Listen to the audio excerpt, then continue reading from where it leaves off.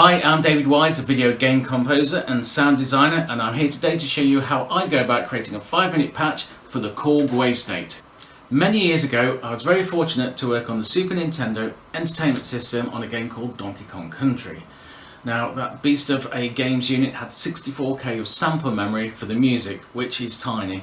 It's less than half a second of CD quality audio, so we had to be quite clever with how we used the memory.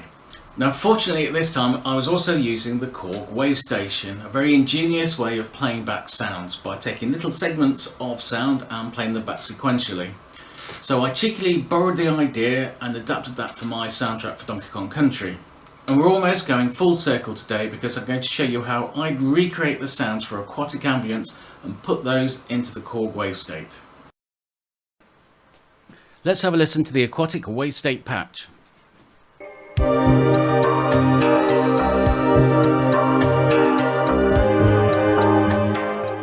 Let's start with the layers individually. We'll start with layer B, which is a simple analog string pad sound.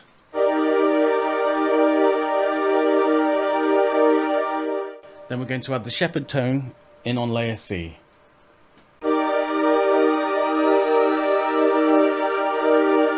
On layer A, we have the bass sequence.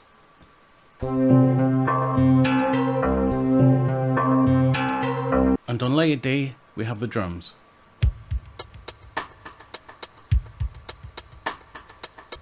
And combined, they sound like this.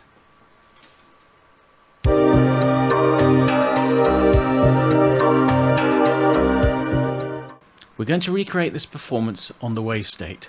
Fortunately, it now comes with a graphic editor, which makes things really simple and very straightforward to use. Okay, let's make a start on recreating the aquatic performance. Let's have a listen to layer B and see what we have.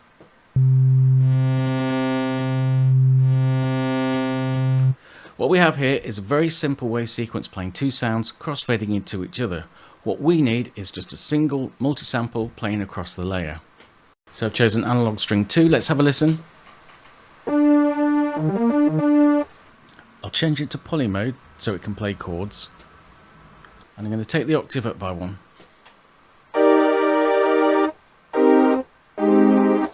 Okay, that's the right type of sound, wrong envelope. It just needs a bit of editing. We'll come down to the envelope section here.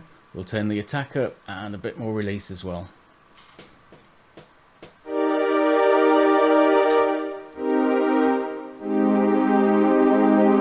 We definitely are getting there now. I think if we add a few effects, it really just needs a bit of chorus. And I think if we turn on the master reverb, we should be pretty close to where we want to be. Let's have a look at layer C. It's still playing a very simple wave sequence. We're going to change that to a single multi-sample. I need a small string ensemble, so we'll change that sound.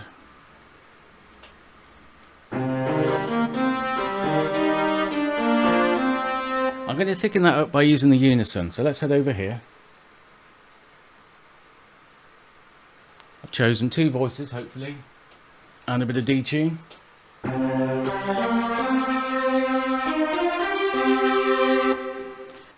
Now I want to change this patch from being a polyphonic synth into a monophonic synth, and so it only plays the highest note of the chord.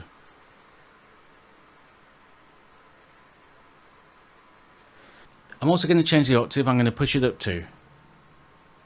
Have a listen. Now what I want this to do is to play in the background, and I want it to rise very slowly. So we're going to head over to the envelopes and we're going to change it to a very slow attack. So let's have a listen.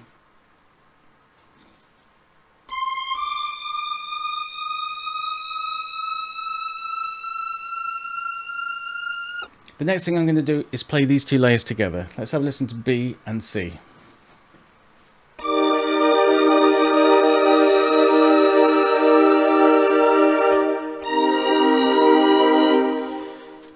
We're going to work on layer A. Now layer A is going to be the bass wavestation sequence. And this very simple 8x8 note loop gave me the impression of swimming through water. I've got the initial program here. That familiar 2-step sequence. It's worth noting that the crossfade time for the whole loop is set at 800 milliseconds. That means every time it returns to the beginning of the loop, there's going to be a crossfade. Now for soft sounding loops, that's all fine, but for the more percussive sounds like this one, we need to make sure that this is set to 0 or very close to 0. Now before I expand this wave sequence out, I'm going to get rid of all the unnecessary steps I don't want. Now the sounds I used for Aquatic Ambience were all very percussive string sounds. Therefore I want to take the shape and change it down to an exponential down. The first sound I'm going to use is a bass sound, bass finger 5. So let's expand this out and get all of the samples in. The second sound is bowl 1. Third is harp. Fourth is a go-go. Fifth is nylon guitar. Sixth is plug 1.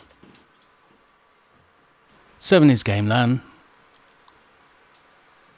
And the final one for this loop is plug 2.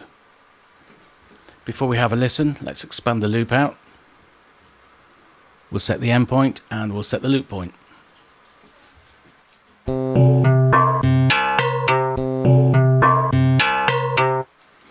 The second slot or the second step is a little loud. We'll just take the trim down a little bit.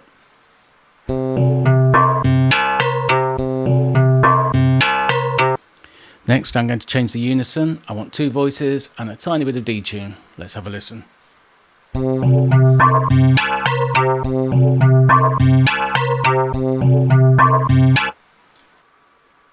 The next thing I'm going to do is just change the last one to -12 so it goes down by an octave.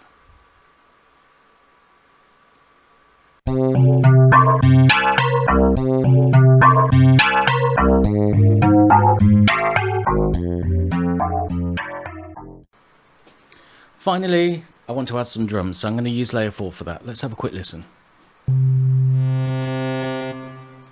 We're going to change the timing, and then I'm going to change the start points. The good thing is, if I set the envelope here, and I add notes to the sequence, they all share the same envelope. I'm going to add some more steps for the drums. I'm going to change the loop points. The timing's the same, so I don't need to do that. First thing I want to do is put a nice tight kick in there. What I want to do here is give the idea that there's a delay on the second beat, so I'm simply going to adjust the trim on the second. Quick listen. Let's add some hi-hat.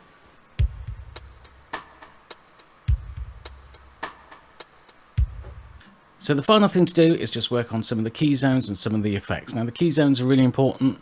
The pad sound to play with the bass sequence, and the reason for that is on the Super NES and certainly on the original Wavestation, having a pad sound, whether it was a string sound or a vocal sound, helped to smudge over some of the inconsistencies in the sample. It just brought everything together, very cohesive like a glue.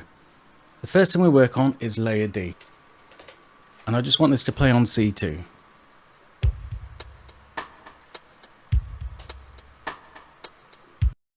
I'm going to add layer A, the bass sequence, so I'm going to have it play from C#2 to C3.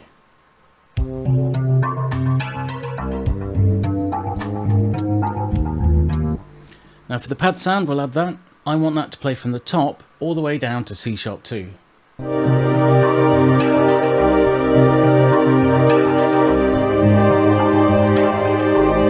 Finally, the last thing I need to do is just to put the shepherd tone in the background to match the pad sound.